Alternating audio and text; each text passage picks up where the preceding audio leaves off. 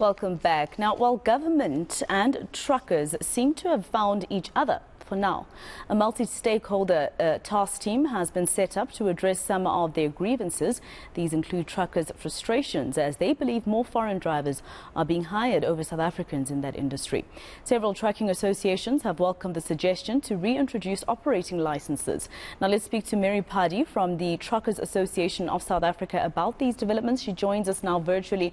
Thank you very much for your time here on All Angles. Now, firstly, you're one of the stakeholders who met with the Interministerial Committee over the weekend who agree that there should be operating licenses. These were deregulated basically in the 80s. Why do you think they'll work now if, back in the 80s already they were found to have not been working? It will assist the Department of Transport with the information as to who are their operators on the ground. You know, it will give us an opportunity to hold the government accountable, and they will also hold us responsible, because at the moment the Department of Transport has nothing to be able to tell, or a database that tells them that who is the operator in South Africa. And that's the reason why we are calling for the operating license. Not only that, it will assist with the current monopoly in this industry and bring transformation. Now, one of the people who were also stakeholders, or the organizations rather, who were also stakeholders in this meeting, the Road Freight Association, I'm sure you know, they disagree with Clause 11. They're saying that this is a way for somebody, I'm assuming that somebody they're referring to as government, to hijack the industry. What is your response to that, especially when you look at the taxi industry? That's not regulated.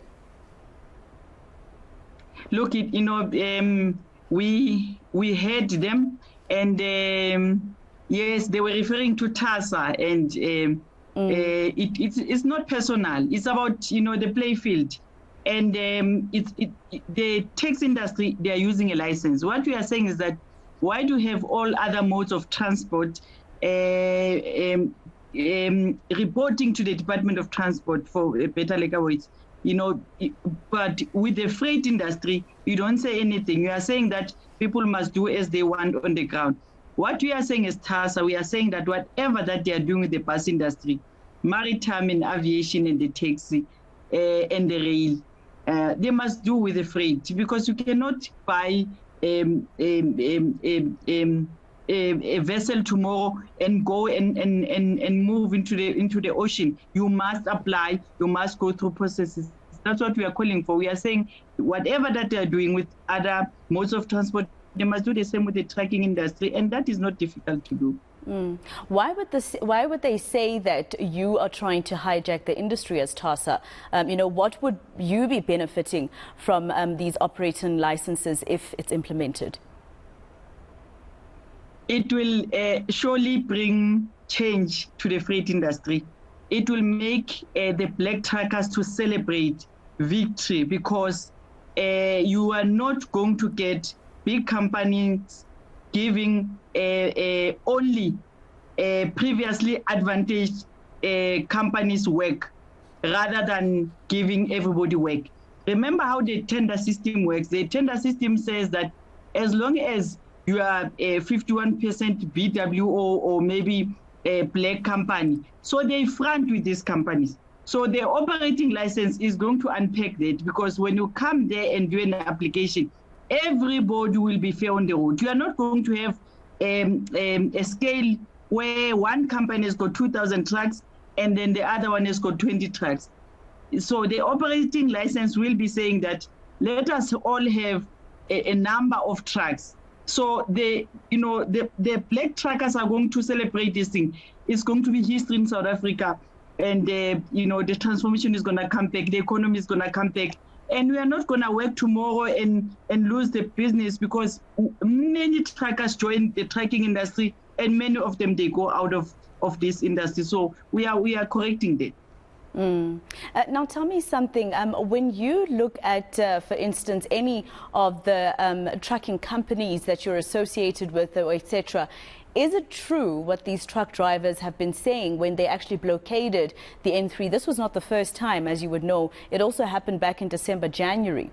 So is it true what they're alleging, that South Africans are not considered? And is it true what one of the ministers said yesterday, that this is because there's a perception that there's a lack of that skill? I mean, how can you think that South Africans cannot drive trucks? Look, we looked at that matter for the past 7 years, and as operators, we are fixing it.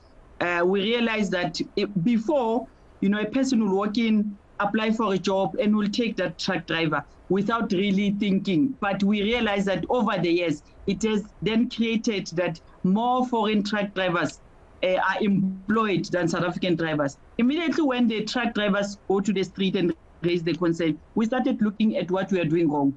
And Minister Mtswaledi gave us a view of why is it wrong? Because all along we were hiring a truck driver without going through the processes of saying, is it a rare skill or is it something that, anybody can be hired on? So we have picked up our mistakes and we are fixing the mistake, and we are agreeing with the truck drivers to say, why don't we bring in South Africans and hire them so that we can be able to reduce the unemployment rate in South Africa? This is not a rare skill, and most of the people has got a code 14 in South Africa.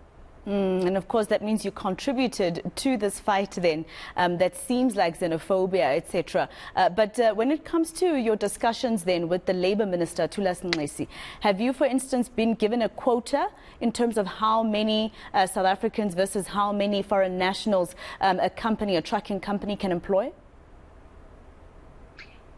Exactly our point with operating licenses, because at the moment, we don't know how many operators out there. Anyone tomorrow can buy a truck and start operating.